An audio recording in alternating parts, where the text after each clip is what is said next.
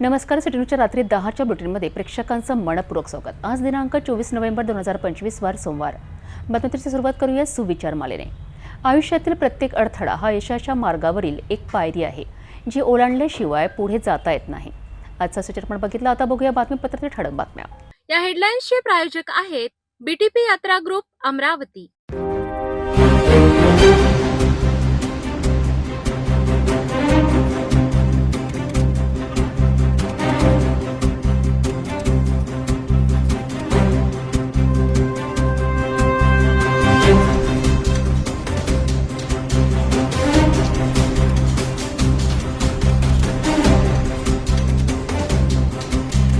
आपण ठळक बातम्या बघितल्या. आता घेऊया छोटासा ब्रेक. शादी और ब्याह की शुरुआत आराधना साड़ी के साथ. Aradhana wholesale shopping mall L2 बीझलँड कॉम्प्लेक्स, नांदगाव पेठ, अमरावती, जवाहर रोड, अमरावती. ब्रेकनंतर बघूया सविस्तर बातम्या.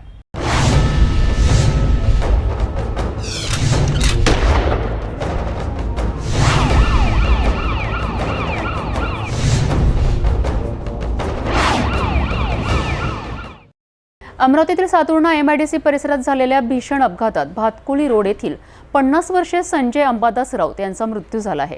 महानगरपालिकेच्या कचरा उचलणीच्या कामादरम्यान ही घटना घडली असून मनपाच्या ठेकेदाराच्या वाहनाने दिलेल्या धडकेत त्यांचा जागीच मृत्यू झाल्याची माहिती समोर आली आहे. जाणून घेऊया याबाबत सविस्तर. सातुर्णा MIDC परिसरात सोमवारी 24 नोव्हेंबर रोजी सकाळी 9:30 वाजता ही दुर्दैवी घटना घडली आहे. कोल्हापुरी गेट भातकुली रोड येथे राहणारे संजय अंबादास राऊत हे महानगरपालिकेच्या कचरा संकलन कामात कार्यरत होते. ते पूजा कन्स्ट्रक्शन या मनपा ठेकेदार मार्फत कचरा उचलण्याचे काम करीत होते. घटनेच्या वेळी MS27BX 0238 या क्रमांकाचा कचरा वाहून नेणारा ट्रक परिसरात उभा होता. मात्र अचानक ड्रायव्हरने ट्रक रिव्हर्स केला आणि त्याच क्षणी मागे उभे असणारे संजय राऊत यांना जोरदार धडक बसली. धडक बसताच आजूबाजूला असलेल्या कर्मचाऱ्यांनी तात्काळ संजय राऊत यांना जिल्हा सामान्य रुग्णालयात घेऊन गेलेत. परंतु रुग्णालयात दाखल केल्यानंतर डॉक्टरांनी त्यांना मृत घोषित केले. घटनास्थळी तात्काळ पोलीस पथक पोहोचले असून राजापेठ पोलीस ठाण्याचे अधिकारी या प्रकरणाचा तपास करीत आहेत. सध्या मृतदेहाचे शवविच्छेदन करण्यात येत असून पुढील तपास सुरू आहे. अमरावती शहरात 13 नोव्हेंबर 2021 रोजी झालेल्या दंगलीनंतर जवळपास 4 वर्षांनी एक मोठी न्यायालयीन घडामोड समोर आली आहे. जिल्हा सत्र न्यायालयाने एका गटातील 32 जणांची निर्दोष सुटका केली असून न्यायालय परिसरात आनंदाचे जल्लोषाचे वातावरण पाहायला मिळाले. नेमकं काय घडलं आणि कोण सुटले आणि या निर्णयाचे पुढील परिणाम काय, बघूया हा सविस्तर रिपोर्ट. अमरावती शहरातील 13 नोव्हेंबर रोजी 2 गटांमध्ये तणाव निर्माण होऊन दंगल सदृश्य परिस्थिती निर्माण झाली होती. या प्रकरणात गाडगेनगर, राजापेठ, कोतवाली तसेच नागपुरी गेट पोलीस ठाण्यात दोन्ही गटांवर गंभीर कलमांखाली गुन्हे नोंदविण्यात आले होते. 4 वर्षापासून हा खटला अमरावती जिल्हा सत्र न्यायालयात सुरू होता. अखेर सोमवार 24 नोव्हेंबर रोजी न्यायालयाने एका गटातील 32 जणांची निर्दोष सुटकेची सुनावणी दिली आहे. निर्णयाच्या वेळी न्यायालय परिसरात सुटका झालेल्यांनी एकमेकांना मिठाई वाटून आनंद व्यक्त केलाय. हे बघा, 13 नोव्हेंबर 2021ला अमरावती शहरामध्ये काही समाजकंटकांनी हैदोस घातला होता आणि त्यावेळेस महाविकास आघाडीचं सरकार होतं. मुख्यमंत्री उद्धव ठाकरे होते आणि अमरावती जिल्ह्याच्या पालकमंत्री यशोमतीताई ठाकूर होत्या. त्यावेळेस काहीही कारण नसताना जे हिंदुत्ववादी कार्यकर्ते आहेत, विविध सामाजिक संघटनेशी जुळलेले आहेत, जे हिंदुत्वासाठी काम करतात, अशा लोकांवर खोटे नाटे आरोप दाखल करण्यात आले होते. एकूण 32 हिंदुत्ववादी कार्यकर्त्यांवर खोटे गुन्हे लावून त्यांच्याविरुद्ध चार्जशीट दाखल करण्यात आली होती आणि सद्यस्थितीमध्ये ही चार्जशीट विद्यमान मुख्य न्यायदंडाधिकारी श्री नरडेले साहेब यांच्या कोर्टमध्ये प्रलंबित होती. हा संपूर्ण खटला चालला आणि त्याच्यामध्ये हे सिद्ध झालं की ज्या 32 हिंदुत्ववादी कार्यकर्त्यांना याच्यामध्ये काहीही कारण नसताना आरोपीमधून गोवण्यात आलं होतं आणि ते केवळ पॉलिटिकल प्रेशरमुळे करण्यात आलं होतं, हे कोर्टासमक्ष सिद्ध झालं आणि या 32ही कार्यकर्त्यांची कोर्टाने निर्दोष सुटका केलेली आहे. सत्याचा विजय झाला अशी भावना त्यांनी यावेळी बोलून दाखवली. निर्दोष सुटका झालेल्यांमध्ये संतोष सिंह उर्फ बाबू गहरवार, सत्यजित राठोड, दिनेश सिंह, विपिन गुप्ता, बंटी उर्फ दीपक पारवाणी, चेतन वाटणकर, उमेश मावले, त्रिदेव डेंडवाल, संगम गुप्ता, निलेश मरोडकर, विजय मंडले, लवकुश गायकवाड, संतोष बद्रे, अनुप अग्रवाल, अनिल शुक्ला, पराग चिमोटे, विक्की मावतोले, कुणाल सोनी, आकाश सारसर, सागर गोहर, सागर अडसुडे, लक्ष्मण सिंगडे, निखिल बिजवे, रावेल गिरी, पवन लेंडे, संजय बावणेर, अनुप मरोडकर, बबलू आठवले, गौरव बांटे, सुरेश चव्हाण, सागर गुप्ता आणि रोहित साहू यांचा समावेश आहे. या प्रकरणात advocate Prashant Deshpande, advocate Chirag Navlani, advocate Vasudev Navlani, Deep Mishra यांच्या कायदेशीर प्रयत्नांना यश मिळालेत. या सुटकेनंतर सर्वांनी न्यायव्यवस्थेचे आभार मानलेत. 13 नोव्हेंबर 2021 रोजी अमरावती शहरामध्ये मोठ्या प्रमाणात दंगल घडलेलं होतं आणि शहरातील 5 पोलीस ठाण्यांमध्ये जे आहेत अनेक हिंदू संघटनांच्या कार्यकर्त्यांवर, पदाधिकाऱ्यांवर गुन्हे दाखल करण्यात आलेले होते. आज जिल्हा सत्र न्यायालयामध्ये जी आहे सुनावणी करण्यात आली आहे आणि या एकूण 32 कार्यकर्त्यांची जी आहे निर्दोष सुटका करण्यात आलेली आहे. जे आहेत संपूर्ण कार्यकर्तेसुद्धा आपल्यासोबत जोडलेले आहे. नेमकं कशा पद्धतीची त्यांची सुटका करण्यात आलेली, काय जिल्हा सत्र न्यायालयाने त्यांना निर्देश दिले, आपण जाणून घेऊया. काय सांगाल, कशा पद्धतीचे आज निकाल देण्यात आला आहे जिल्हा सत्र न्यायालयाकडून? आज महाराष्ट्र सरकारने या संदर्भात जो GR काढला, म्हणून त्या महाराष्ट्र सरकारचं इथे या कोर्टामध्ये जे मॅजिस्ट्रेट साहेब बसले आहे त्यांचं, ज्यांनी आमची केस लढली, ज्यांनी आमची पैरवी केली, अशा वकील साहेबांचं मी सर्व हिंदू संघटनाच्या वतीने स्वागत करतो, त्यांचं अभिनंदन करतो. ही जी दंगल झाली होती, दंगलीच्या नंतर मुद्दामून हिंदू संघटनांना खोट्या गुन्ह्यामध्ये इथे अटकवण्यात आलेलं आहे आणि आपण बघतो आहे की जेव्हाही सत्याचाच विजय झाला आहे. म्हणून माझा ठामपणे विश्वास आहे की ज्यांनी धर्मासाठी ध्वज हातात घेतला आहे, असे आजपासून 350 वर्षापूर्वी मागेही आपण गेलो तर आज तेग बहादूर सिंग यांची आज बलिदान दिवस आहे. तर त्या तेग बहादूर सिंगांनी आपल्या धर्मासाठी, आपल्या ध्वजासाठी रक्षण केलं आहे. या देशात हजारो वर्षापूर्वी आक्रांता होते, मुघल होते, त्यांनी तेच केलं आहे आणि आताही सध्या तेच सुरू आहे. आणि आता लेटेस्टमध्ये आपण पाहत आहोत, पहिले तरी आपण म्हणत होतो की आतंकवादाला धर्म नसतो किंवा असं नसतो तसं नसतो. आता जे मूळ जे शिकले सवरले डॉक्टर, इंजिनियर लोक आहेत ते आता आपल्या भारतात सापडले आहे. म्हणून या आतंकवादावर कोणत्याही प्रकारचा विश्वास ठेवला जाऊ शकत नाही. आणि मी पुन्हा सांगतो आहे की हा सत्याचा विजय आहे आणि तो सत्याचा विजय आम्हाला प्राप्त झाला आहे. म्हणून मी पुनश्च या सरकारचे अभिनंदन करतो, इथल्या कोर्टाचे, इथल्या मॅजिस्ट्रेटचे आणि ज्यांनी आमची पैरवी केली अशा सर्व वकील साहेबांचे मी अभिनंदन करतो. जय श्रीराम. आज आमची जी सुनावणी 2021 पासून चालू होती, आम्ही 30 ते 35 जण या केसेसमध्ये होतो. वारंवार 30 ते 35 जण नेहमी एकाच तारखेवर हजर राहणं शक्य नव्हतं. त्याच्यामुळे तारीखवर चाली येत होती. पण आज आमचा हा जो निकाल लागला, आमच्या बाजूने जो सरकारची जी भूमिका आली, त्याच्यामुळे आम्ही आज या केसमधून निर्दोष सुटलो. आम्ही कोणत्याही प्रकारचा आमच्यावर आता आरोप प्रत्यारोप होणार नाही. त्यामुळे सरकारचं अभिनंदन करतो आणि आमची जी केस लढवली ॲडव्होकेट प्रशांतजी देशपांडे आणि चिरागजी नवलानी यांचं पण अभिनंदन करतो. त्यांनी आमची स्वमर्जीने स्वतःहून ह्या केसेसमध्ये आम्हाला सहाय्य केले. जय श्री राम. मैं त्रिदेव डेंडवाल 2021 13 नवंबर को अमरावती शहर में हुए दंगे में हम लोगों को आरोपी बनाया गया था. उसी उपलक्ष्य में आज हम सभी लोग बाइज्जत भरी छूटे हैं. वकील साहब के माध्यम से प्रशांत जी देशपांडे और नवलानी सर का हम बहुत बहुत धन्यवाद करना चाहते हैं. जय श्री राम. जय श्री राम. जैसा कि आप सभी को पता है कि 2021 नवंबर में राजा एकेडमी का एक मोर्चा हुआ था, जिसमें उत्तर में हम सभी हिंदुत्ववादी संगठन राजकमल चौक पर उतरे थे और उस टाइम पर यशोमती ठाकुर पालक मंत्री थी और उद्धव ठाकरे CM थे.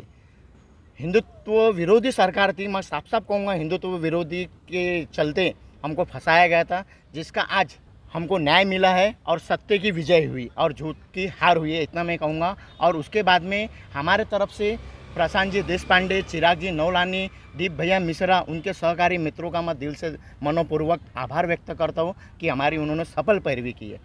मेरा नाम बंटी पारवानी है. बजरंग दल विदर्भ प्रांत सह संयोजक की मुझ पर जवाबदारी है. 2021 में 12 नवंबर के दिन अमरावती शहर में कट्टरवादी जिहादी मानसिकता के तत्वों द्वारा एक तांडव किया गया था। कई हिंदुओं की दुकानें तोड़ी गई थी, कई हिंदुओं को बिना कारण पथराव किया गया था। एक आतंक का वातावरण 12 नवंबर के दिन अमरावती शहर में हुआ था, जिसका प्रतिकार करने के लिए, जिसका विरोध करने के लिए संवैधानिक रूप से संपूर्ण हिंदू समाज राजकमल चौक पर अपना निषेध व्यक्त करने के लिए उतरा। और लेकिन उस समय राज्य विरोधी व हिंदू विरोधी 3 तिगाड़ी सरकार का राज था। उस समय हिंदू विरोधी नेता पालक मंत्री के रूप में यशोमती ठाकुर जी ताई थे, और उन्होंने 12 तारीख की जो घटना उन जिहादी तत्वों द्वारा हुई उसको नज़रअंदाज किया और संपूर्ण हिंदू समाज के असंख्य लोगों पर अपराध दर्ज करवाए, षड्यंत्र द्वारा अपराध दर्ज करवाए। लेकिन सत्य परेशान हो सकता है, पराजित नहीं। और आज उसी के तहत 32 आरोपी जो उस समय बनाए गए थे, उनके ऊपर आज जज साहब ने अमरावती कोर्ट में उस केस को रद्द कर दिया, क्योंकि उस केस में किसी प्रकार के गवाह नहीं थे। इसीलिए आज उस केस को रद्द कर दिया गया है। 32 के 32 आरोपी जो है वो बेगुनाह साबित हुए, सत्य की जीत हुई।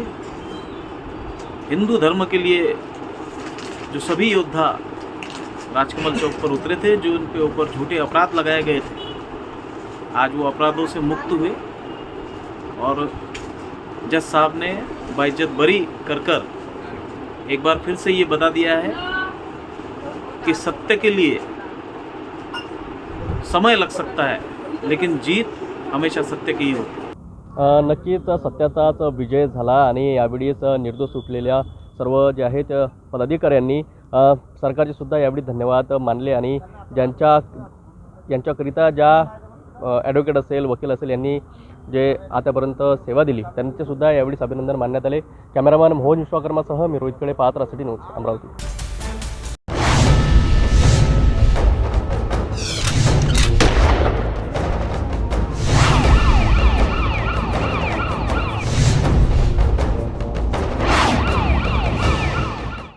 भाजप खासदार डॉक्टर अनिल बोंडे यांना पुन्हा एकदा अज्ञात व्यक्तीने फोन करून शिवीगाळ करत धमक्या दिलेत आहे। 23 नोव्हेंबर रोजी मिळालेल्या या फोननंतर खासदारांनी राजापेठ पोलीस ठाण्यात तक्रार दाखल केली। या प्रकरणाची गंभीरता ओळखून राजापेठ पोलिसांनी त्वरित चौकशी सुरू केली आणि वरुड शहरातून एका युवकाला ताब्यातही घेतला आहे। या प्रकरणाबद्दल अधिक माहिती घेतली आहे आमच्या प्रतिनिधींनी। भाजप खासदार डॉक्टर अनिल बोंडे यांना पुन्हा धमकीचा फोन आल्याने राजकीय आणि पोलीस वर्तुळात खळबळ उडाली आहे। 23 नोव्हेंबर रोजी एका युवकाने फोनवरून शिवीगाळ करत काम का नाही केलेत असा सवाल करत खासदारांना धमकी दिली आहे। खासदारांनी तत्काळ राजापेठ पोलीस ठाण्यात तक्रार नोंदवल्यानंतर तपासाला गती देण्यात आली आहे। तांत्रिक तपासाच्या आधारे पोलिसांनी वरुड येथे धाव घेत संशयित युवकाला ताब्यात घेतले।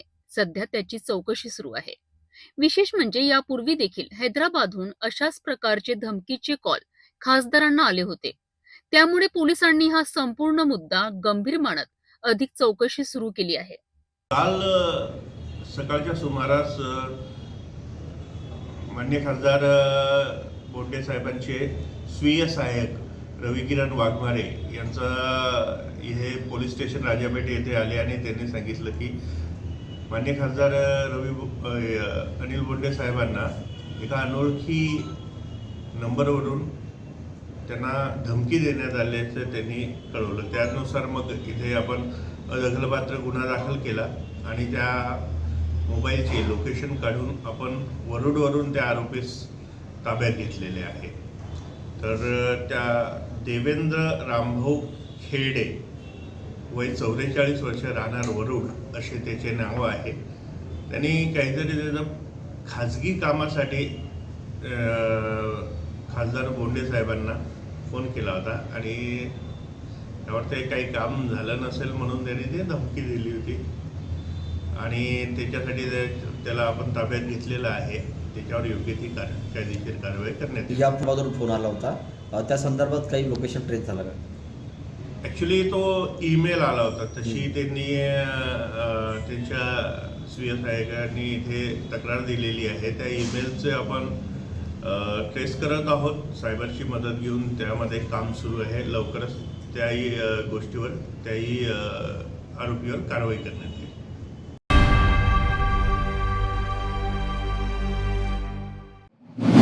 अमरावती विभागातील आदिवासी वसतिगृहातील विद्यार्थ्यांना मिळणाऱ्या जेवणाचा निकृष्ट दर्जा, जेवण मागितल्यावर विद्यार्थ्यांना दिल्या जाणाऱ्या धमक्या आणि या सर्वांविरोधात अखिल भारतीय आदिवासी विकास परिषदेची संतप्त भूमिका, याबाबत अमरावतीत घेतलेल्या पत्रकार परिषदेने गंभीर आरोपांची मालिका केली आहे. अमरावती विभागातील आदिवासी वसतिगृहांमध्ये मिळणारे जेवण निकृष्ट दर्जाचे असल्याचा गंभीर आरोप अखिल भारतीय आदिवासी विकास परिषदेने केला आहे. परिषदेने पत्रकार परिषदेत सांगितले की वसतिगृहातील अन्न पुरवठ्याची जबाबदारी असलेल्या अन्नपूर्णा कॅटर्सकडनं विद्यार्थ्यांना हक्काचा आणि गुणवत्तापूर्ण आहार दिला जात नाही. गेल्या 2 महिन्यांपासून विद्यार्थ्यांना अंडी आणि फळांचा कुठलाही पुरवठा नाही, असा धक्कादायक खुलासा करण्यात आलाय. याशिवाय चांगल्या जेवणाची मागणी करणाऱ्या आदिवासी विद्यार्थ्यांना जेवण पुरवठादाराकडून जीवे मारण्याची धमकी दिल्याचाही सनसनाटी आरोप करण्यात आलाय. विद्यार्थ्यांना न्याय मिळावा, दोषींवर कारवाई करावी आणि दर्जेदार जेवण पुरवावे अशी मागणी परिषदेने केली आहे. तसेच मागण्या मान्य न झाल्यास पुढील महिन्यात अप्पर आयुक्त कार्यालयावर मोर्चा नेण्याचा इशाराही परिषदेकडून देण्यात आलाय. विषय आमचा हाच होता की आदिवासी विकास विभागाअंतर्गत असते तालुकास्तरीय वसतिगृह या ठिकाणी विद्यार्थ्यांना मिळालेले अत्यंत निकृष्ट दर्जाचे जेवण आज रोजी या आदिवासी विकास विभागामध्ये अमरावतीच्या ठेकेदार आणि अधिकारी लोक मिळीभेद करून आदिवासीवरती विद्यार्थ्यांवरती अन्यायाचं काम करत आहेत. आणि या ठिकाणी आमच्याकडे हे जे आपण डाळ बघितलेली आहे, हे डाळ पोरांना वर्णासोबत खायला देतात. म्हणजे जे कोणी खात नाही ते आदिवासी विद्यार्थ्यांना पोरांना खायला देतात. हे शोकांतिक आहे.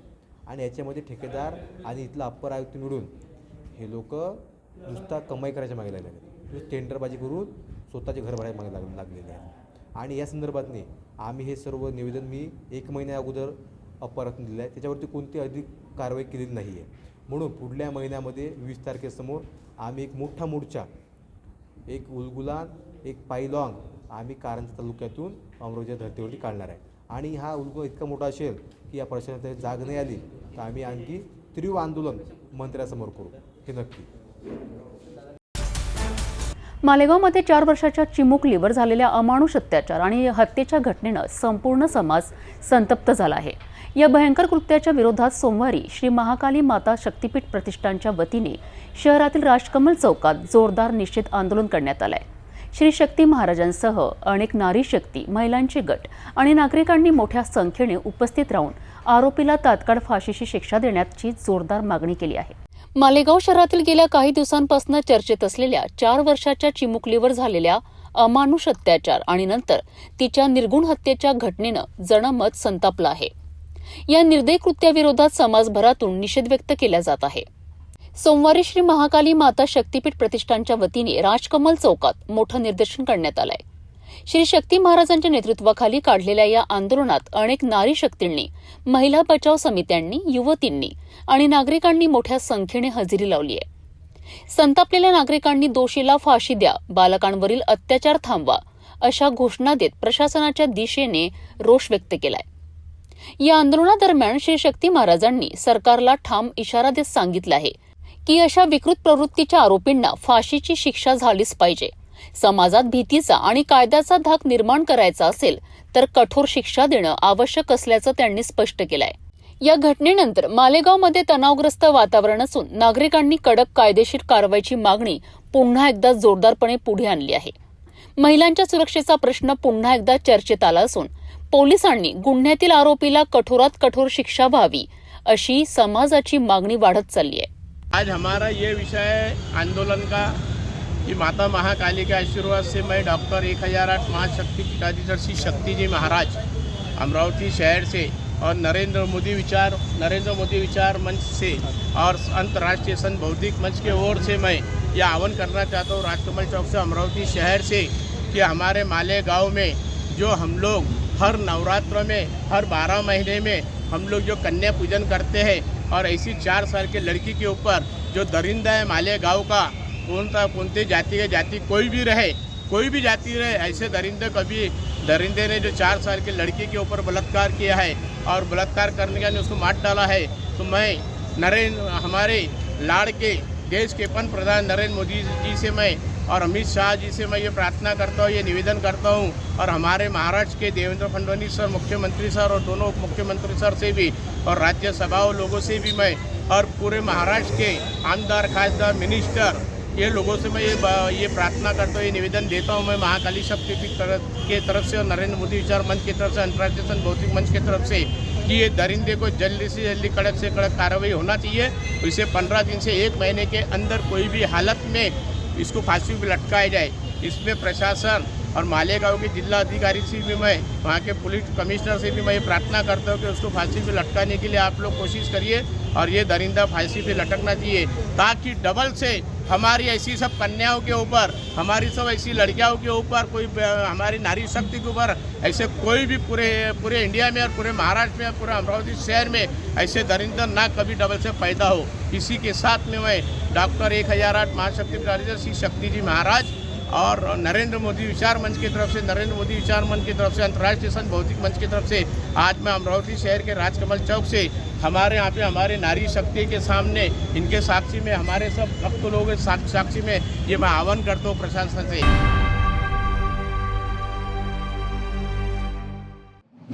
तिवसा तालुक्यातील शिवणगाव आणि फतेपूर परिसरात गेल्या काही दिवसांपासून जाणवत असलेल्या भूकंपाच्या सौम्य आणि मध्यम धक्क्यांमुळे नागरिकांमध्ये मोठी भीती निर्माण झाली आहे।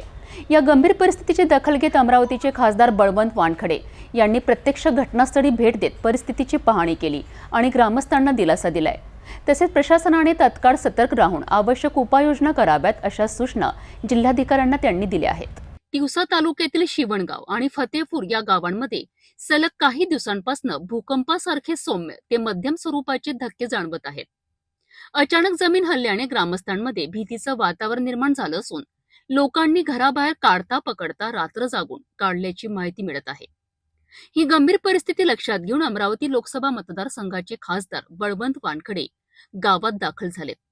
त्यांनी प्रत्यक्ष स्थळाची पाहणी केली, ग्रामस्थांशी संवाद साधून त्यांच्या भीती, चिंता आणि नुकसानाबाबत सविस्तर विचारपूस केली। परिस्थितीचे गांभीर्य ओळखून खासदार वानखडे यांनी घटनास्थळावरूनच जिल्हाधिकारी आशिष एरेकर यांच्याशी दूरध्वनीद्वारे चर्चा केली।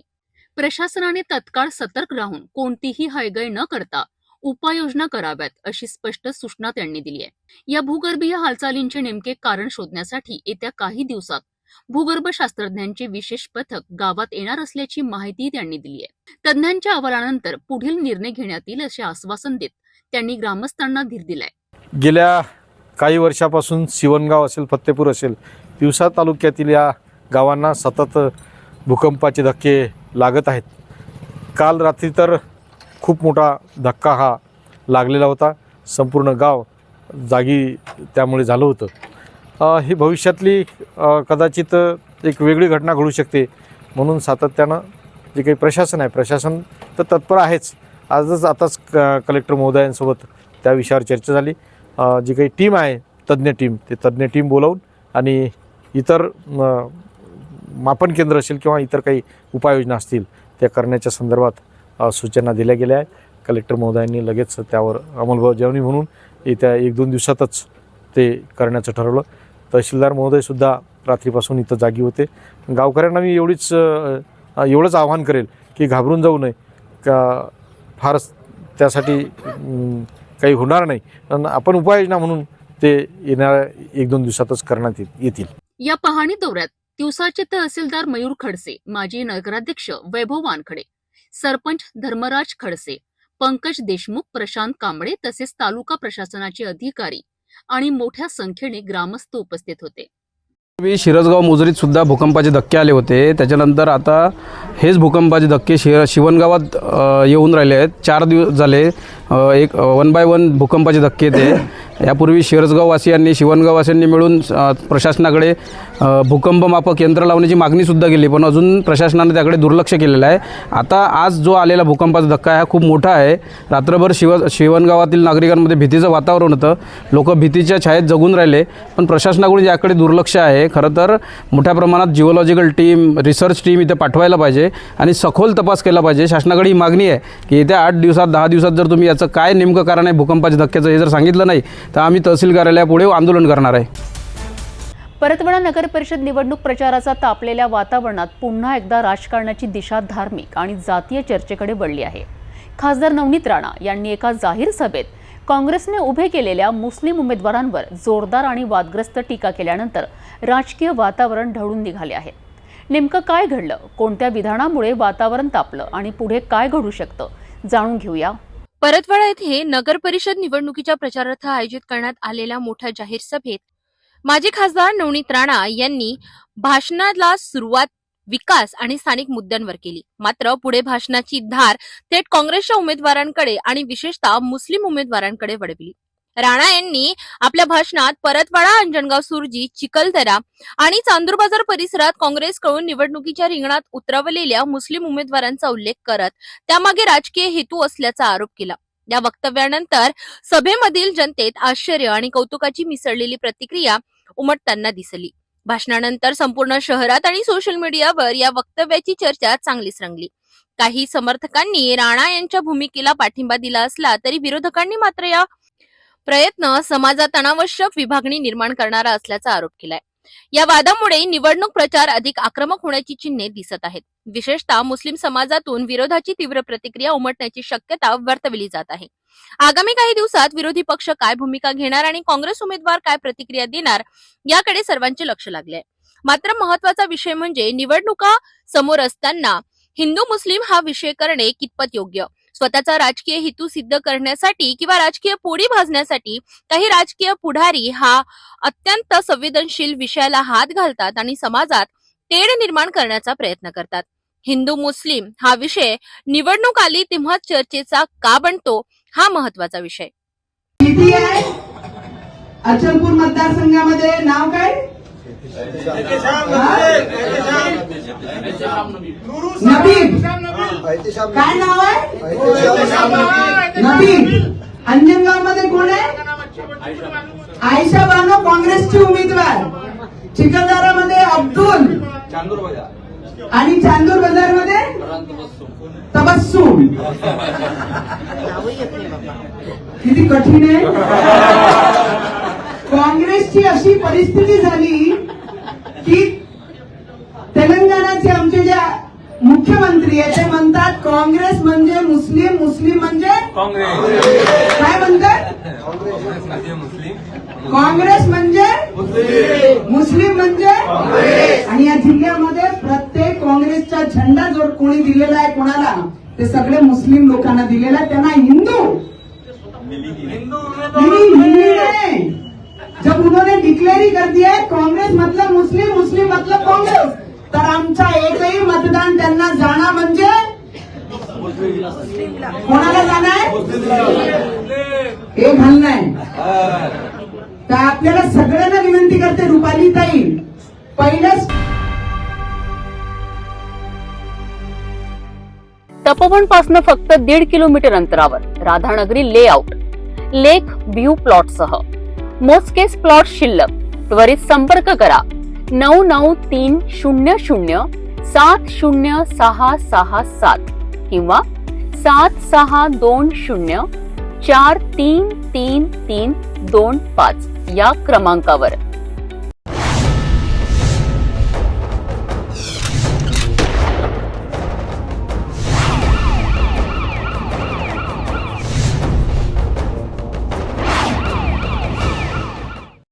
कळमना पोलीस ठाण्याच्या हद्दीत जाब विचारायला गेलेल्या व्यक्तीवर जीवघेणा हल्ला झाल्याची धक्कादायक घटना समोर आली आहे. या प्रकरणात पोलिसांनी काही आरोपींना अटक केली असून इतर आरोपींचा शोध युद्धपातळीवर सुरू आहे. या प्रकरणाची सविस्तर माहिती कळमना पोलीस ठाण्याचे पोलीस उपनिरीक्षक प्रेरणा काळे यांनी दिली आहे. नेमकी काय घटना घडली, आरोपी कोण आहे आणि पोलिसांकडनं सुरू असलेल्या तपासाची काय स्थिती आहे जाणून घेऊया.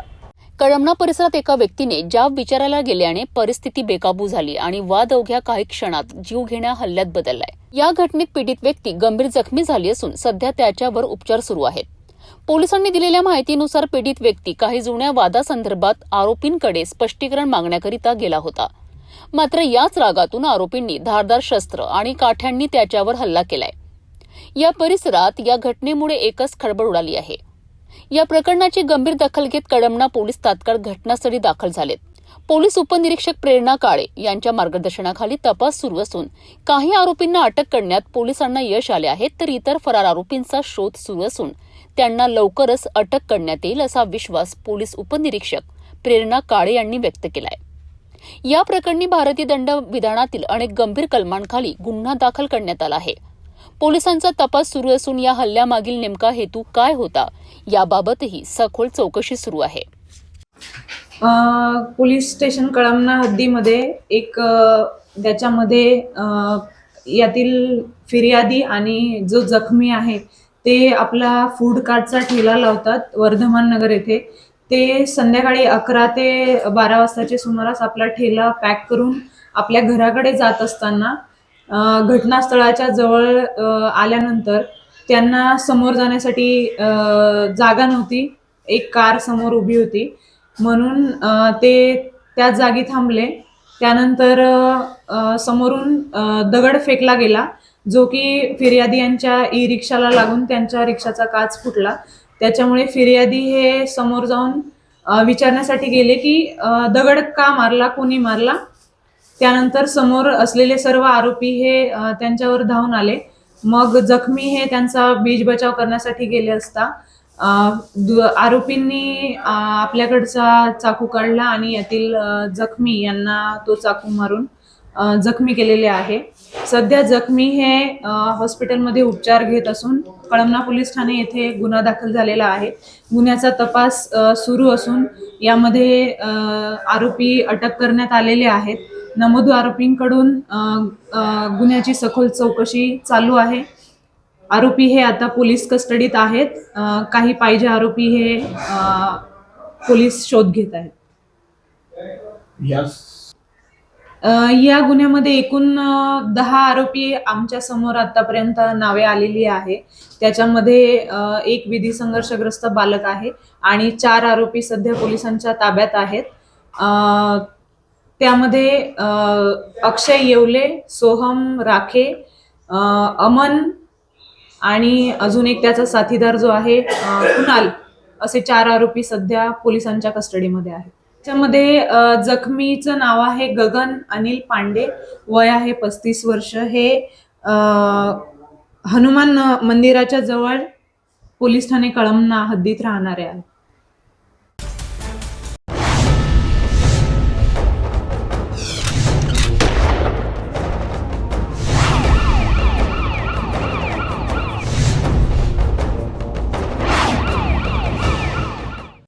नागपूरमध्ये अतिशय हृदयद्रावक घटना घडली आहे. केवळ 18 महिन्यांच्या बालकाचा दुर्दैवी अपघाती मृत्यू झाल्याने परिसरात शोककळा पसरली आहे. रोहित तानपुटे यांच्या घरी कार्यक्रमासाठी आलेल्या फिर्यादीच्या कुटुंबातील हा लहान मुलगा पहिल्या मजल्यावर खेळत असताना खाली पडून गंभीर जखमी झाला. मेडिकल हॉस्पिटलमध्ये दाखल केल्यानंतरही डॉक्टरांनी त्याला वाचवू शकले नाही. ही संपूर्ण घटनेची अकस्मात मृत्यूची नोंद अजनी पोलीस ठाण्यात करण्यात आली असून तपास सुरू आहे. या दुर्दैवी अपघाताचा सविस्तर अहवाल आपण बघूया. नागपूर शहरातील खरे शाळेसमोरील लेआउट परिसरात एका कुटुंबावर दुःखाचा डोंगर कोसळलाय. रोहित तानपुटे यांच्या घरी कार्यक्रमासाठी आलेली फिर्यादी कविता धर्मवीर उगले यांचा 18 महिन्यांचा मुलगा रिहांश धर्मवीर उगले पहिल्या मजल्यावर खेळत होता. खेळता खेळता तो खाली कोसळला आणि गंभीर जखमी झाला. कुटुंबियांनी तात्काळ पळापळ करत त्याला मेडिकल हॉस्पिटलमध्ये दाखल केलेत. परंतु उपचार सुरू असतानाच रात्री 10:30 वाजता डॉक्टरांनी रिहांशला मृत घोषित केले. या घटनेनंतर कुटुंबीय आणि नातेवाईकांमध्ये शोककळा पसरली आहे. फिर्यादी कविता यांनी दिलेल्या माहितीवरनं पोलीस उपनिरीक्षक उपाध्ये यांनी अकस्मात मृत्यूची नोंद केली आहे. अजनी पोलीस पुढील तपास करीत आहेत. अपघाताच्या वेळी परिस्थिती काय होती, बालक कसा खाली पडला, आसपास कोणी उपस्थित होते का, यासंबंधी तपास सुरू आहे. हा प्रकार पुन्हा एकदा लक्षात आणून देतो आहे की लहान मुलांवर अगदी क्षणभरही दुर्लक्ष केल्यास मोठा अपघात होऊ शकतो.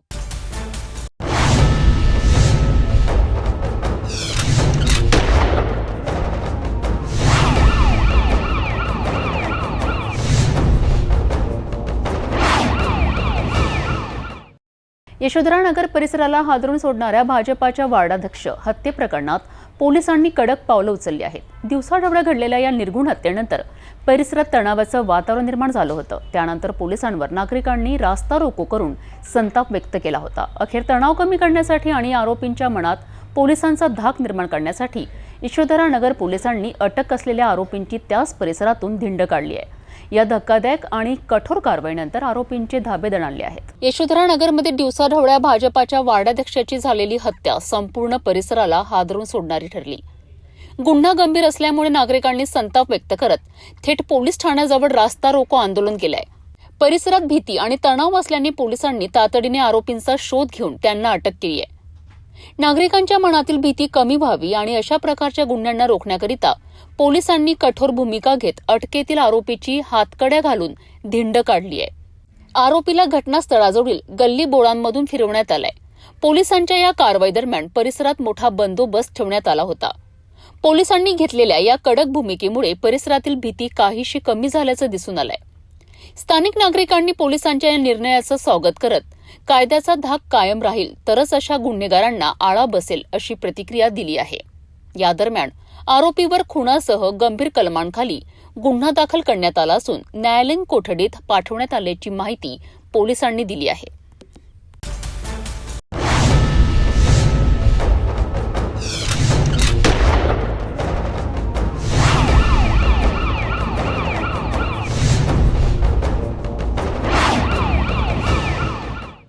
नागपूरमध्ये सायबर क्राईमचा आणखी एक धक्कादायक प्रकार समोर आला आहे. बँक खात्याचा वापर मुलाचे अवयव काढण्याच्या व्यवसायासाठी होत आहे अशी भीतीदायक धमकी देत एका नागरिकाला बनावट अटक वॉरंट पाठवून तब्बल 33,80,000 रुपयांची फसवणूक करण्यात आली आहे. आणि आता या गुन्ह्यामागील मास्टरमाइंड आरोपीला हरियाणातून अटक करण्यात आली आहे. रूपम तंवर आणि आकाश ठोंबरे ही आरोपींची नावे सांगितली जात असून सायबर पोलीस या संपूर्ण रॅकेटचा खोल तपास सुरू आहे. ही फसवणुकीची पद्धत किती भयावह आहे, आरोपी पीडिताला कशा प्रकारे जाळ्यात ओढतात आणि अटक कशी झाली याचा सविस्तर रिपोर्ट आपण बघूया. सायबर गुन्हेगारांची भयावह फसवणूक पुन्हा एकदा अमरावतीत उघड झाली आहे. 22 नोव्हेंबर रोजी रात्री सुमारे 7 वाजता पीडित व्यक्तीला फोनद्वारे भीतीदायक संदेश प्राप्त झालाय. या संदेशात सांगण्यात आले आहे की त्यांचे बँक खाते मुलांचे अवयव काढण्याच्या बेकायदेशीर व्यवसायासाठी वापरले जात आहे. याच धमकीसह आरोपींनी पीडिताच्या नावावरचे बनावट अटक वॉरंट तयार करून पाठवलेत. या मानसिक दडपणामुळे आणि भीतीने ग्रासलेल्या पीडिताकडून आरोपींनी हप्त्याने तब्बल 33,80,164 रुपये उकळलेत. सतत संपर्कात राहून स्वतःला सरकारी अधिकारी, तपास अधिकारी असल्याचे भासवत आरोपींनी पीडिताला पूर्णपणे जाळ्यात ओढलेत. पैसे दिले नाही तर तात्काळ अटक, कोर्ट केस आणि गंभीर गुन्ह्यांच्या शिक्षेची धमकी देण्यात आली आहे. सायबर सेलला तक्रार मिळताच तपासाचा वेग वाढविण्यात आलाय. कॉल्सचं लोकेशन ट्रॅकिंग, खात्यांचे तांत्रिक विश्लेषण, डिजिटल ट्रेल फॉलो करत पोलिसांनी आरोपींचा ठाव ठिकाणा हरियाणामध्ये शोधून काढलाय. आणि अखेर रूपम तंवर आणि आकाश ठोंबरे या 2 आरोपींना हरियाणामधून अटक करण्यात आली आहे. आरोपींना नागपूर आणण्यात येत असून त्यांच्याकडून आणखी किती जणांची फसवणूक झाली आहे याचा तपास सुरू आहे. सायबर पोलिसांनी नागरिकांना पुन्हा एकदा आवाहन केले आहे की कोणत्याही सरकारी अधिकाऱ्याचा फोन, वॉरंट किंवा धमकी आल्यास तात्काळ तपासणी करूनच पुढील निर्णय घ्यावा.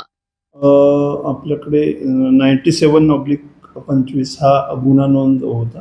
यामध्ये फिर्यादीला त्यांचं अकाउंट जे आहे मोबाईलला लिंक आहे किंवा आधारला लिंक आहे आणि त्यावर तुम्ही जे मुलांचे अवयव वगैरे विकून किंवा ड्रग्स मॉनिटरीमधून पैसे वगैरे आलेत अशी वगैरे धमकी देऊन त्यांच्याकडून डिजिटल अरेस्ट करून त्यांना 33 लाख रुपये त्यांच्याकडून विविध खात्यावर भरून त्यांची फसवणूक केली होती. त्यामध्ये सदर गुन्ह्याचा तपास आम्ही माननीय पोलीस आयुक्त रवींद्र सिंगल सर, तसेच माननीय जॉईंट CP सर, माननीय DCP सर मतानी सर यांच्या मार्गदर्शनाखाली मी व AP पांढरे यांनी सुरू केला. सदर गुन्ह्यामध्ये चे जे पैसे आहेत ते वेगवेगळ्या अकाउंटमध्ये त्यांनी ट्रान्सफर करायला लावले होते. त्यापैकी एक अकाउंट जे होतं ते आकाश मोहन ठोंबरे याचं होतं. तो आदिशक्तीनगर खामगाव बुलढाण्याचा असून ते व जे यापूर्वी अटक केलेले तन्वर रुपेश रमेश सिंग तन्वर हा आरोपी एका हॉटेलमध्ये बसून त्यामध्ये ते पैसे त्यांच्या बँक अकाउंटवर घेऊन ते विविध इतरांना पाठवत होते. त्यामध्ये आपण आकाश मोहन ठोंबरे यास अटक केली असून त्याच्याकडून सर्व माहिती घेऊन पुढील आरोपीला आम्ही तपास पथकाच्या मार्फत अटक करत आहोत. यामध्ये मला लोकांना हे सांगायचं आहे आपल्या मार्फतीने की अशा प्रकारे कोणत्याही प्रकारे जर फसवणूक झाली तर 1930वर कॉल करा किंवा डिजिटल अरेस्ट ही संकल्पना कायद्याच्या कक्षेमध्ये नाही. असं कोणी आपल्याला कॉल करून धमकावत असेल तर त्याबाबत तुम्ही एंटरटेन करू नका किंवा सदरचा कॉल कट करून 1930वर कॉल करून ती कंप्लेंट करा किंवा national cyber crime reporting portal आहे त्या पोर्टलवर तक्रार करून तुम्ही सदरची तक्रार पोलिसापर्यंत पाठवू शकता आणि जे पैसे गेलेले असतील किंवा जे आपल्यावर फ्रॉड झाले असेल त्याबाबत आपण ती रक्कम परत पोलिसांच्या मार्फतीने परत मिळवू शकतो.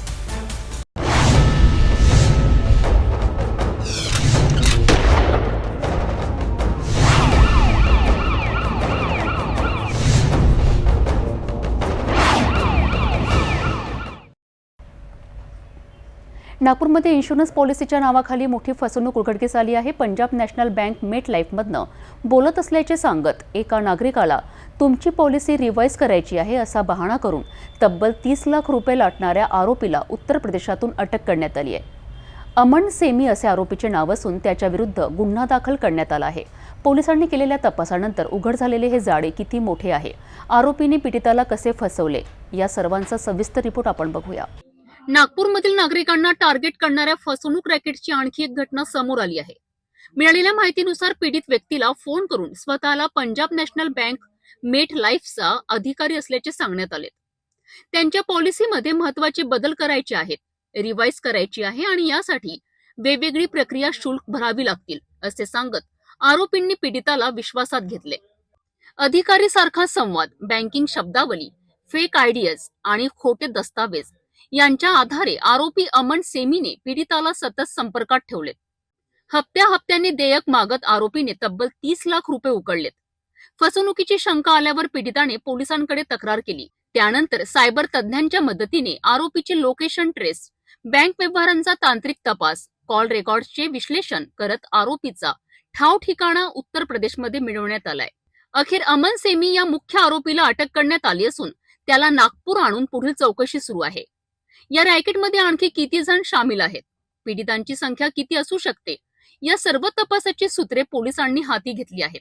नागरिकांनी अशा पॉलिसी अपडेट, बोनस, रिवाईज प्रक्रिया किंवा नवीन ऑफर संबंधी येणाऱ्या कोणत्याही कॉल्सवर विश्वास न ठेवण्याचे आवाहन पोलिसांनी केले आहे. सदर गुन्ह्यामध्ये फिर्यादी यांना 2022 मध्ये त्यांचे पती वारल्यानंतर त्यांना एक कॉल आला की तुमच्या पतीची जी पॉलिसी आहे त्यामध्ये आपल्याला नॉमिनी करायचं आहे आणि त्याबाबतची माहिती आपल्याला पाहिजे आणि त्यांना तुमची आपण दुसरी पॉलिसी काढू आणि ते पैसे तुमच्या पतीची जी पॉलिसी आहे पंजाब नॅशनल बँक मेट लाईफ व तुमच्या नवऱ्याची जी पॉलिसी आहे ते तुमच्या नावा करू असे वगैरे सांगून त्यांना वेगवेगळ्या पॉलिसीमध्ये गुंतवणूक करण्यास भाग पडून 2022 पासून त्यांच्याकडून 2 अकाउंटमध्ये पैसे ट्रान्सफर करण्यास भाग पाडलं होतं. परंतु त्या व्यक्तीला त्यांनी बघितलं नसल्यामुळे त्यांचे कुठलेही फायदे त्यांना मिळाले नसल्यामुळे त्यांच्या लक्षात आलं की त्यांच्यासोबत फ्रॉड झाला आहे. त्यांनी तात्काळ येऊन सायबर पोलीस स्टेशन येथे कंप्लेंट केल्यानंतर आपण गुन्हा नोंद करण्यात आला होता 88/25 विविध BNSच्या कलमाद्वारे आणि मग आपण त्याचा तपास माननीय पोलीस आयुक्त रविंदर सिंगल सर, माननीय जॉईंट CP सर, माननीय DCP सर, मतानी सर यांच्या मार्गदर्शनाखाली करून यातील आरोपी जो आहे त्याचा आपण बँक अकाउंट नंबर तसेच बँक असे लिंक असलेले नंबर त्यांनी एक ईमेल तयार केला होता. त्या ईमेलचे तांत्रिक तपास करून वगैरे त्या आरोपीचे लोकेशन काढून तो दिल्लीचे येथे असल्याची माहिती मिळाल्यानंतर तपास पथक दिल्ली येथे जाऊन सदर आरोपीला सिकंदराबाद या रेल्वे स्टेशनवर आपण त्यांना पकडलं. त्याचं नाव अमन अरविंद कुमार सैनी हा सिकंदराबाद UPचा रहिवासी असून तो सध्या आपण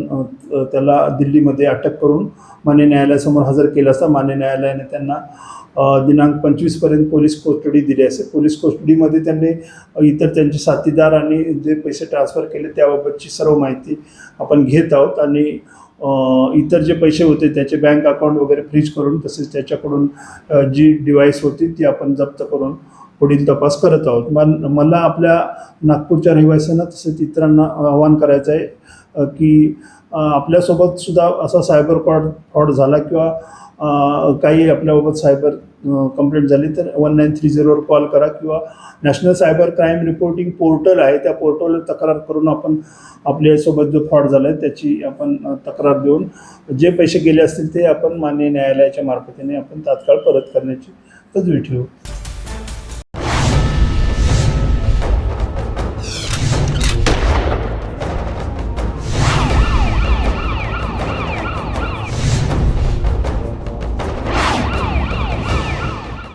कायदा आणि सुव्यवस्था अबाधित ठेवण्यासाठी कळमना पोलिसांनी राबवलेला धाडसी आणि थरकाप उडवणारा उपक्रम. परिसरात चाकूचा धाक दाखवून दहशत निर्माण करणाऱ्या 4 आरोपींना पोलिसांनी जाहीरपणे धिंड काढत गुन्ह्याच्या ठिकाणीच फिरवली आहे. या कारवाईने नागरिकांचा पोलिसांवरील विश्वास अधिक दृढ झाला असून गुन्हेगारांच्या पायाखालची जमीन हिरावली गेली आहे. कळमना पोलिसांच्या या कारवाईची सर्वत्र प्रशंसा होत आहे. कळमना परिसरामध्ये काही दिवसांपूर्वी चाकूने हल्ला करून दहशत पसरविणाऱ्या टोळीने नागरिकांच्या मनात भीतीचं वातावरण निर्माण केलं होतं. या टोळीमध्ये सोहम राखे, अक्षय अवले, कुणाल ठाकरे आणि अमन भांबोर्डे या 4 आरोपींचा समावेश होता. परिसरात चाकूचा धाक दाखवत काही नागरिकांना जखमी करण्याचाही प्रयत्न करण्यात आला होता. प्रकरणाची गंभीर दखल घेत कळमना पोलिसांनी चौघांनाही ताब्यात घेतलं आणि गुन्हे नोंदवल्यानंतर समाजामध्ये कायद्याचा धाक निर्माण करण्यासाठी आणि स्थानिक नागरिकांमध्ये सुरक्षिततेची भावना वाढविण्यासाठी या आरोपींची जाहीर धिंड काढण्याचा निर्णय घेण्यात आला. कडक पोलीस बंदोबस्तात आरोपींना त्यांच्या गुन्ह्याच्या परिसरातून फिरविण्यात आले. नागरिकांच्या उपस्थितीत ही कार्यवाही पार पडली आणि त्यामुळे समाजात स्पष्ट संदेश गेला की दहशत पसरविणाऱ्यांसाठी पोलीस यंत्रणा अत्यंत कठोर आहे. या कार्यवाहीनंतर नागरिकांनी पोलिसांचे स्वागत केले तसेच कळमना पोलिसांचे कौतुकही केले. लोकांनी सांगितले की अशा कार्यवाहीमुळे गुन्हेगारी आळा बसेल आणि परिसरात शांतता नांदेल. कळमना पोलिसांनीही कठोर शब्दात स्पष्ट केले की गुंडगिरी सहन केली जाणार नाही. नागरिकांनाही गुन्हेगारांना भीक न घालता तात्काळ पोलिसांना माहिती द्यावी. समाजाची सुरक्षितता आणि शांतता हाच आमचा प्राधान्यक्रम आहे.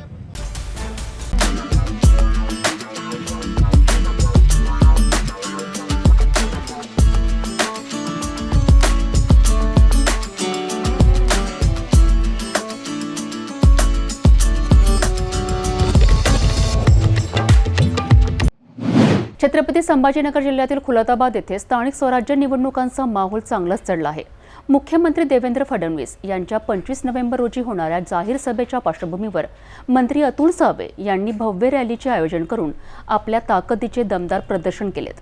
मुस्लिम मतदारांची लक्षणीय संख्या असलेल्या खुलताबाद शहरात ही रॅली काढताच संपूर्ण परिसर भाजपच्या घोषणांनी दणाणून गेला आणि राजकीय वातावरण आणखी तापलेत. रॅलीला मोठा जनसमर्थन लाभल्याने विरोधी पक्षांचे धाबे दणाणल्याचे स्पष्ट चित्र दिसून आले. या शक्ती प्रदर्शनाचा सविस्तर रिपोर्ट आपण बघूया. खुलताबाद नगर परिषद निवडणुकीचे वातावरण चांगलेच तापले आहे. येत्या 25 नोव्हेंबरला मुख्यमंत्री देवेंद्र फडणवीस यांची जाहीर सभा प्रस्तावित असून त्याआधीच भाजपने नगराध्यक्ष आणि नगरसेवक निवडणूक प्रचारासाठी भव्य शक्ती प्रदर्शन केले. राज्याचे मंत्री अतुल सावे यांच्या नेतृत्वाखाली एक मोठी मोटरसायकल आणि वाहन रॅली काढण्यात आली. शहरातील मुख्य बाजारपेठ, बस स्थानक परिसर तसेच मुस्लिम मतदार संख्या असलेल्या भागातूनही ही रॅली फिरली. रॅली दरम्यान शहर भारतीय जनता पार्टी जिंदाबादच्या घोषणा देत दणाणून गेले. या रॅलीत जिल्हाध्यक्ष संजय खांबायते, नवनाथ पाटील बारगड, रमेश नागे पाटील, सुरेश मरकड, प्रकाश वाकळे तसेच नगराध्यक्ष पदाचे उमेदवार परसराम बारगड आणि नगरसेवक पदाचे सर्व उमेदवार उपस्थित होते. रॅलीला मिळालेल्या जबरदस्त प्रतिसादामुळे विरोधकांचा आत्मविश्वास कमी झाल्याची चर्चाही शहरात रंगली. मोठ्या संख्येने नागरिक, विशेषतः युवक आणि महिलांनीही यात सहभाग घेतला. यावेळी बोलताना मंत्री अतुल सावे यांनी खुलताबादमध्ये विजय आमचाच होणार ही आजच्या रॅलीने सिद्ध केली आहे असा ठाम विश्वास व्यक्त केला. सर्वत्र निवडणुकीचं जे आहे ते बिगुल वाजलेलं आहे. सध्या आपण आहोत छत्रपती संभाजीनगर जिल्ह्यामधील खुलताबाद तालुक्यामध्ये आणि आपल्यासोबत आपण माझ्या मागे बघू शकता भारतीय जनता पार्टीची ती रॅली निघालेली आहे. या प्रकारे प्रचार जे आहे ते सुरू झालेला आहे आणि त्यातच आपल्यासोबत मंत्री अतुल सावे साहेब पण या ठिकाणी उपस्थित आहेत. मग काय सांगाल, इलेक्शन जाहीर झालेले आहे आणि रॅलीमध्ये आपण आलेला आहात, कशा प्रकारची तयारी कसं? भारतीय जनता पार्टीने खुलताबादमध्ये पूर्ण तयारी केलेली आहे. सगळे उमेदवार आम्ही इकडे लढवतो आहेत आणि आम्हाला नक्की खात्री आहे की आमचे बारकाचे जे आमचे उमेदवार आहेत ते 100% सगळ्या टीमला घेऊन निवडून येतील आणि इकडचा नगराध्यक्ष हा भारतीय जनता पार्टीचा नगराध्यक्ष भारतीय जनता पार्टीचा होईल हे तुमचा विश्वास आहे. पण मग मला एक सांगा की कशा प्रकारचा विकास जर का आपले उमेदवार जे निवडून आले तर कशा प्रकारचा विकास आपण करणार आणि कशा प्रकारचे खुलताबादच्या अनेक योजना ज्या प्रलंबित आहेत त्या सगळ्या आमचे आमदार प्रशांत बंबसाहेब तर ऑलरेडी त्याच्यात लक्ष घेत आहेत. पण आमचे बारगळजी निवडून आल्यावर माननीय मुख्यमंत्र्यांच्या नेतृत्वामध्ये या खुलताबादचा पण पूर्ण विकास करू आणि येणाऱ्या काळामध्ये जसं आपल्याला माहिती आहे की आता कुंभ आहे, कुंभमध्ये पण खुलताबाद आणि वेरूळसाठी निधी येणार आहे आणि माननीय मोदीजींनी वेरूळसाठी पण ज्योतिर्लिंगमध्ये एक ज्योतिर्लिंग असतं त्याच्यासाठी आणि त्यामुळे नक्कीच या खुलताबादच्या सगळ्या ज्या काही योजना पेंडिंग आहेत पाण्याची असो कचऱ्याची असो त्या सगळ्या मार्गाला करू. तर यावेळेस म्हणजे 100% भारतीय जनता पार्टीचा झेंडा फडकेल असं तुम्हाला वाटतं? 100% माननीय प्रशांत बंब आमचे आणि आमचे जिल्हाध्यक्ष संजय खंबायते यांनी इतकी चांगली व्यवस्था केली. या रॅलीची हे सुरुवात तुम्ही बघून घ्याल की आज त्यामुळे आम्हाला नक्की खात्री आहे की बारगाजी आमचे 100% नगराध्यक्ष.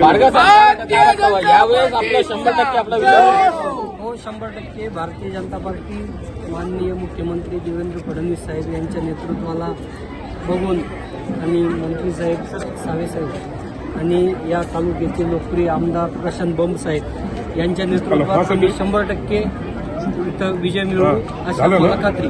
उद्या देवेंद्र फडणवीस साहेबांचा देखील दौरा या ठिकाणी आहे. कशा प्रकारची नियोजन, कशा प्रकारची उपाययोजना केली?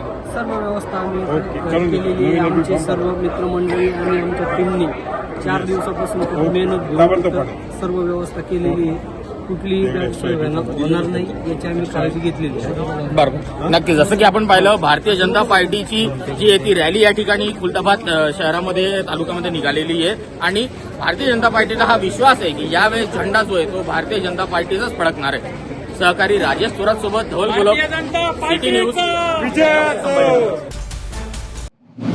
माहूरगडावर भाविकांकरिता मोठा दिलासा. दीर्घकाळ प्रलंबित असलेल्या लिफ्ट आणि स्काय वॉक प्रकल्पाला आता गती मिळणार आहे. कारण गडावरील पायऱ्यांच्या शेजारी असलेल्या लघु व्यावसायिकांनी आपली प्रतिष्ठाने रिकामी करण्यास सुरुवात केली आहे. केंद्रीय मंत्री नितीन गडकरी यांनी मंजूर केलेल्या 51 कोटींच्या प्रकल्पावर अडथळा निर्माण करणारा व्यावसायिकांचा स्थलांतर प्रश्न अखेर मार्गी लागला आहे. तहसीलदार अभिजित जगताप यांच्या उपस्थितीत आजपासून प्रतिष्ठाने हटवण्याची प्रक्रिया सुरू झाली असून यामुळे प्रकल्पाचा मार्ग मोकळा झाल्याचे प्रशासनाकडून सांगण्यात येत आहे. श्री क्षेत्र माहूरगड भाविकांचे श्रद्धास्थान. इथे येणाऱ्या हजारो वयोवृद्ध भाविकांसाठी 250 पायऱ्या चढणे अत्यंत कठीण ठरत होते. ही समस्या स्थानिक लोकप्रतिनिधींच्या निदर्शनास गेल्यानंतर केंद्रीय मंत्री नितीन गडकरी यांनी तात्काळ निर्णय घेत 51 कोटी रुपयांचा लिफ्ट आणि स्काय वॉक प्रकल्प मंजूर केलाय. परंतु पायऱ्यांच्या शेजारी अनेक वर्षांपासून व्यवसाय करणाऱ्या 35 लघु व्यावसायिकांच्या उदरनिर्वाहाचा प्रश्न निर्माण झालाय. त्यांच्यासाठी पर्यायी जागेचा प्रस्ताव तयार करण्यात आलाय. गडाच्या डाव्या बाजूला असलेल्या दरडीत भराव टाकून नवीन गाड्यांची उभारणी करण्यात आली. 24 नोव्हेंबर रोजी तहसीलदार अभिजित जगताप यांच्या उपस्थितीत व्यावसायिकांनी आपापली प्रतिष्ठाने रिकामी करण्यास सुरुवात केली आहे. काही गाडे पूर्णपणे रिकामे झाले असून उर्वरितही काढून घेतले जात आहे. या स्थलांतरानंतर लिफ्ट आणि स्काय वॉकचे प्रत्यक्ष काम सुरू होण्याचा मार्ग आता पूर्णपणे मोकळा झाला आहे. या संपूर्ण प्रक्रियेचे मार्गदर्शन जिल्हाधिकारी राहुल कर्डिले, पोलीस अधीक्षक अविनाश कुमार, अधीक्षक अभियंता संभाजी बुधोत्रे, सहाय्यक जिल्हाधिकारी जेनिद चंद्रा, कार्यकारी अभियंता विशाल चोपडे तसेच श्री रेणुका देवी संस्थान प्रशासन यांनी केलेत. तहसीलदार अभिजित जगताप यांच्या नेतृत्वाखाली पीडब्ल्यूडीचे उपविभागीय अभियंता DK भिसे, पोलीस विभागाचे अधिकारी तसेच गुरुप क्षाणी कन्स्ट्रक्शन कंपनी यांचे सहकार्य मिळत आहे. भाविकांना सोयीची दर्शन व्यवस्था आणि सुरक्षित चढाव मिळावा याकरिता घेतलेले हे पाऊल आता जलद गतीने पूर्ण होत असल्याचे चित्र दिसत आहे. महाराष्ट्र जागतिक वारसा सप्ताहानिमित्त माहूरमध्ये इतिहास आणि वारशाचा उत्सव साजरा केला गेलाय. महाराष्ट्र राज्य पुरातत्व वस्तू संग्रहालय संचालनालयाकडनं आयोजित हेरिटेज वॉकमध्ये नागरिक, मान्यवर व विद्यार्थ्यांनी उत्साहाने सहभाग घेतलाय. माहूर वस्तू संग्रहालयापासून मातृतीर्थ तलाव आणि इतर पुरातन स्थळापर्यंत पायी भ्रमंती करून सहभागींच्या नजरेसमोर माहूरचा समृद्ध इतिहास जिवंत झालाय. यासोबतच 12 जागतिक वारसा किल्ल्यांची आकर्षक छायाचित्र प्रदर्शनीही भरवण्यात आली आहे. या ऐतिहासिक उपक्रमाचा सविस्तर आढावा पाहूया. महाराष्ट्र राज्य पुरातत्व आणि वस्तू संग्रहालय संचालनालयाने 19 ते 25 नोव्हेंबर दरम्यान महाराष्ट्र जागतिक वारसा सप्ताह आणि हेरिटेज वॉक सप्ताह आयोजित केला आहे. त्याचाच एक महत्त्वाचा भाग म्हणून 24 नोव्हेंबर रोजी माहूरमध्ये विशेष हेरिटेज वॉकचे आयोजन करण्यात आले. या कार्यक्रमाची सुरुवात माहूर शासकीय वस्तू संग्रहालयापासून करण्यात आली. त्यानंतर मातृतीर्थ तलाव, माहूर किल्ला आणि परिसरातील इतर पुरातन स्मारकांना भेट देत इतिहास, परंपरा आणि वारसा यांची माहिती सहभागींपर्यंत पोहोचविण्यात आली. या कार्यक्रमाला अनेक मान्यवरांची उपस्थिती लाभली. यामध्ये श्री रेणुका देवी संस्थानचे विश्वस्त संजय काण्णव, शिक्षक परिषदेचे तालुकाध्यक्ष S.S. पाटील, रणजित वर्मा, पत्रकार राजू ठाकूर, चित्रकार सुरेश आराध्ये, गणेश वाडेकर, बाळू चिल्लेकर, गणेश जाधव, प्रवीण जाधव, किशोर राठोड, सलमान पठाण यांचा समावेश होता. हेरिटेज वॉक नंतर माहूर वस्तू संग्रहालयात 12 जागतिक वारसा किल्ल्यांची भव्य छायाचित्र प्रदर्शनी भरवली गेली. महाराष्ट्रामधील 11 आणि तामिळनाडूमधील 1 अशा किल्ल्यांचे फोटो प्रदर्शित करण्यात आले, ज्यामुळे उपस्थित नागरिक मंत्रमुग्ध झालेत. कार्यक्रमाचे आयोजन शासकीय वस्तू संग्रहालयाचे राखणदार सय्यद अजम, विक्रांत चिपडे, मंगेशनाथ चांदूरकर आणि माहूर किल्ल्याचे दिनेश कोंडे यांनी केलेत. हा संपूर्ण उपक्रम सहाय्यक संचालक पुरातत्व विभाग नांदेडचे अमोल गोटे आणि अभिरेषक मध्यवर्ती संग्रहालय नागपूर मयुरेश खडके यांच्या मार्गदर्शनाखाली पार पडलाय. जागतिक वारसा सप्ताहाचे महत्त्व आणि ऐतिहासिक वारसा जपण्याचे भान S.S. पाटील यांनी उपस्थितांना दिलेत. वाशिम जिल्ह्यातील अकोला हैदराबाद महामार्गावर पहाटे एक धक्कादायक घटना घडली आहे. वाशिम ते मालेगाव दरम्यान सावरगाव जवळ अज्ञात वाहनाने दिलेल्या जबर धडकेत एका बिबट्याचा मृत्यू झाला आहे. सावरगाव शिवारात नर मादी अशा 2 बिबट्यांची जोडी वावरत असल्याची माहिती होती. त्यापैकी एका बिबट्याचा मृत्यू झाल्यानं परिसरात भीतीचं वातावरण निर्माण झालं आहे. या घटनेची माहिती मिळताच वन विभागाची टीम तात्काळ घटनास्थळी दाखल झाली असून पंचनामा प्रक्रिया सुरू आहे. मृत बिबट्याला पाहण्याकरिता महामार्गावरील प्रवाशांसह स्थानिक नागरिकांची प्रचंड गर्दी होत आहे. पहाटे 2 ते 3 वाजता दरम्यान अकोला हैदराबाद मार्गावर सावर गावाजवळ एक दुर्दैवी अपघात घडलाय. महाराष्ट्रातील वन्यजीव संवर्धनासाठी महत्त्वाचा मानला जाणारा बिबट्या अज्ञात वाहनाच्या धडकेत ठार झाला आहे. सावरगाव बर्डे परिसरात नर आणि मादी अशा 2 बिबट्यांची जोडी काही दिवसांपासून वावरत असल्याचे स्थानिकांनी पाहिले होते. मात्र या 2 पैकी एका बिबट्याला आज वाहनाची धडक बसल्याने मृत्यू झालाय. सकाळी वन विभागाला माहिती मिळताच रेंजर, वनरक्षक आणि बचाव पथक घटनास्थळी दाखल झालेत. त्यांनी मृत बिबट्याचा पंचनामा करून मृतदेह ताब्यात घेतलाय. अपघाताचा अचूक वेळ आणि धडक देणारे वाहन कोणते हे अद्यापही स्पष्ट नाही. महामार्गावरून जाणाऱ्या वेगवान वाहनामुळे हा अपघात झाला असण्याची शक्यता वन विभाग व्यक्त करीत आहेत. या घटनेची माहिती पसरताच परिसरातील ग्रामस्थ, प्रवासी आणि युवक मोठ्या प्रमाणावर घटनास्थळी जमा झालेत. सावरगाव परिसरात दुसरा बिबट्या अजूनही वावरत असल्याने गावात भीतीचं वातावरण आहे. वन विभागाने नागरिकांना सावधानतेचा इशारा देत अनावश्यक गर्दी टाळण्याचे आवाहन केले आहेत.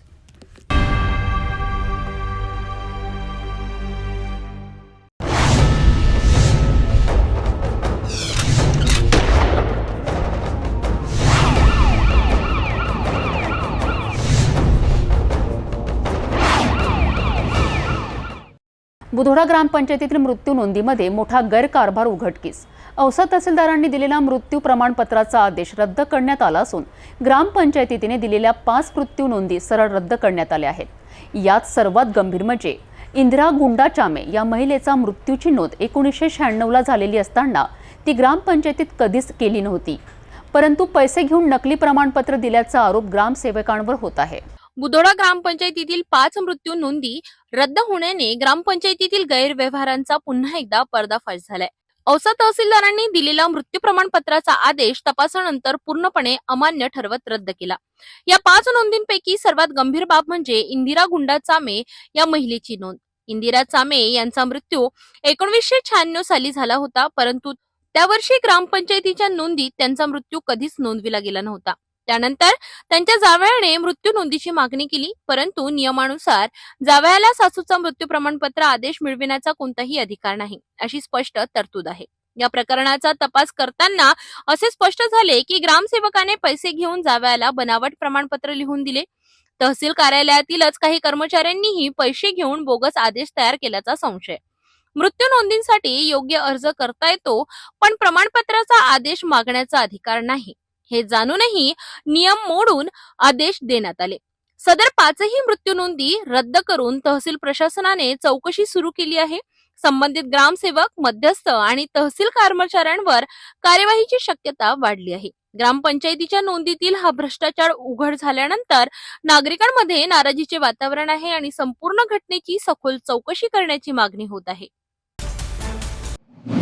नांदगाव मनमाडच्या राजकारणात अक्षरशः भूकंप झालाय. महाराष्ट्राचे उपमुख्यमंत्री एकनाथ शिंदे यांच्या उपस्थितीत काँग्रेसच्या मजबूत घराण्यातील महत्त्वाचा चेहरा दर्शन अहिर यांनी शिंदे गटाचा धनुष्यबाद हाती घेऊन ऐतिहासिक प्रवेश केलाय. काँग्रेसचे माजी आमदार अनिलदादा अहिर यांचे चिरंजीव असलेले दर्शन अहिर हे नांदगाव कृषी उत्पन्न बाजार समितीचे सभापती असून त्यांचा प्रवेश हा नांदगाव मनमाड नगर परिषद निवडणुकीतील समीकरणे पूर्णपणे बदलणारा ठरणार आहे. सोमवारी प्रचाराचा नारळ उपमुख्यमंत्री एकनाथ शिंदे यांच्या हस्ते फोडण्यात आला आणि त्याच मंचावर हा मोठा राजकीय स्फोट घडलाय. नांदगाव मनमाड तालुक्यातील राजकारणात झालेल्या नाट्यमय घडामोडींचा प्रभाव पुढील अनेक वर्षे जाणवणार आहे. दर्शन आहेर यांनी काँग्रेसची साथ सोडत शिंदे गटाचा हात धरल्याने स्थानिक राजकारणातील शक्ती संतुलन स्पष्टपणे बदलले आहे. सभेत उपमुख्यमंत्री एकनाथ शिंदे, शिक्षण मंत्री दादा भुसे, आमदार सुहास कांदे, समाजसेविका अंजुमताई कांदे यांची उपस्थिती होती. हजारो कार्यकर्त्यांच्या घोषणांनी परिसर दणाणून गेला. भगव्याचे समुद्र झालेली सभा हा दृश्यांश स्वतःच विजयाची घोषणा करीत होता. उपमुख्यमंत्री शिंदे यांनी आपल्या भाषणात स्पष्ट शब्दात सांगितले, उद्याचा नांदगाव मनमाड विकसित, समृद्ध आणि शिवसेना प्रधान बनविण्याचं आमचं ध्येय आहे. दर्शन आहेर यांच्या घराण्याची ताकद शिंदे गटात दाखल झाल्यानंतर हे ध्येय साध्य होणार याबद्दल कार्यकर्त्यांमध्ये अफाट उत्साह दिसत आहे. येत्या नगर परिषद निवडणुकीत आता ही लढत आणखी चुरशीची होणार आहे हे निश्चित.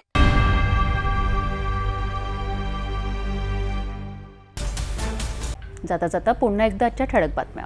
या हेडलाईन्सचे प्रायोजक आहेत बीटीपी यात्रा ग्रुप अमरावती.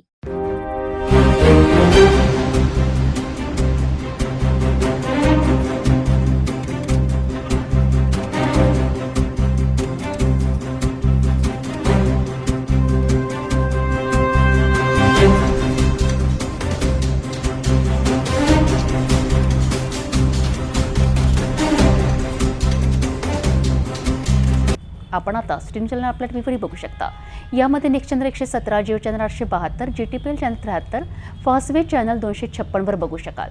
आता अमरावती जिल्ह्यानंतर विदर्भ आणि महाराष्ट्राचे दर्शक घर बसल्या आपल्या केबल टीव्हीवर सिटी न्यूज बातमी पाहू शकाल.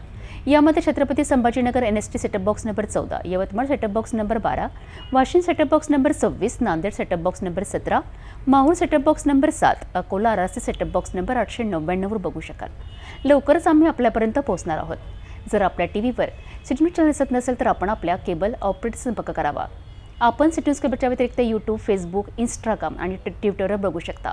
याकरिता सोशल मीडिया अकाउंट सबस्क्राईब करा, फॉलो करा, लाईक करा. यूट्यूब अकाउंट सबस्क्राईब करण्याकरिता सबस्क्राईब बटनाला क्लिक करा आणि बेल आयकॉन दाबायला विसरू नका, कारण सर्वताधी समाचार आपल्यापर्यंत पोहोचणार आहेत. तसेच सिटी न्यूजचे फेसबुक पेज लाईक करा, इंस्टाग्राम आणि ट्विटर हँडल फॉलो करा. आपण व्हॉट्सॲपवर सुद्धा सूचना देऊन न्यूज प्राप्त करू शकता.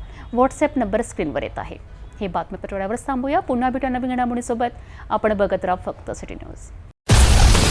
हर खबर पर पैनी नजर, हर मुद्दे पर सटीक वार, यही है सिटी न्यूज की पहचान. जहाँ सच्चाई की आवाज दबाई जाती है, वहाँ सिटी न्यूज उठाता है सवाल. हर स्क्रीन पर, हर प्लेटफॉर्म पर हमारी मौजूदगी बोलती है. सिटी न्यूज, हमेशा सच के साथ. अस्वीकरण. सिटी न्यूज चॅनलवर राजकीय, सामाजिक, धार्मिक कार्यकर्ते, प्रशासकीय अधिकारी, कर्मचारी किंवा कोणत्याही व्यक्तीने व्यक्त केलेली विचार अथवा माहिती ही त्यांची वैयक्तिक मते आहेत. त्या मतांशी सिटी न्यूज चॅनलची सहमती असणे आवश्यक नाही.